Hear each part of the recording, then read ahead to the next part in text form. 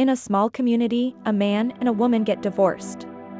However, they have 2 children biologically together.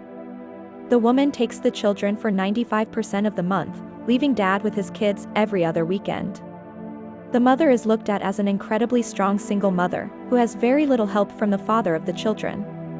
Society forms an opinion by looking at the surface of the situation. Dad is uninvolved and not interested in having his children for equal time. Society often sways to the side of the mother and views the separation as the father's fault.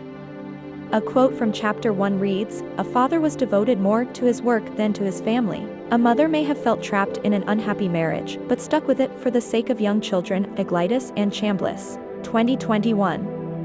Even in our sociology book, it shows the mother in a positive light and the father is the bad guy. Now, when we look deeper into the issue and we find outlets beyond the small town we live in, we find there are other men in the world that are great fathers, but their story is misunderstood or judged without the full story. The Fathers' Rights Movement is a great example of this.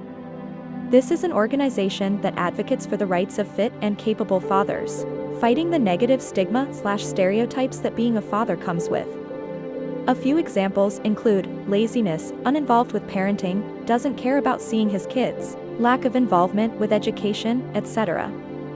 Fathers in divorce that see their children on an extremely limited basis are often perceived as deadbeat dads, which isn't always the case.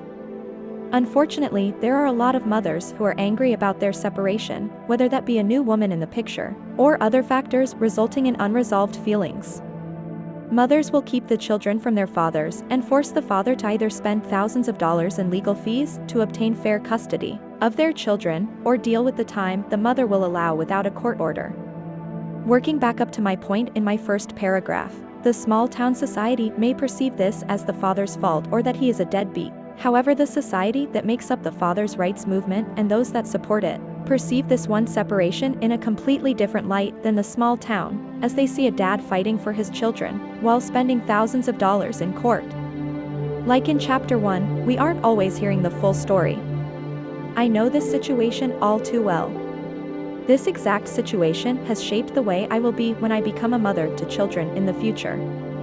No matter who I choose to have children with, if they are capable and fit to be a father, they will always see their children 50% of the time if a separation or divorce were to occur. Before going through this, I am not sure how I would have reacted if my husband wanted a divorce. Would I take the kids and be spiteful?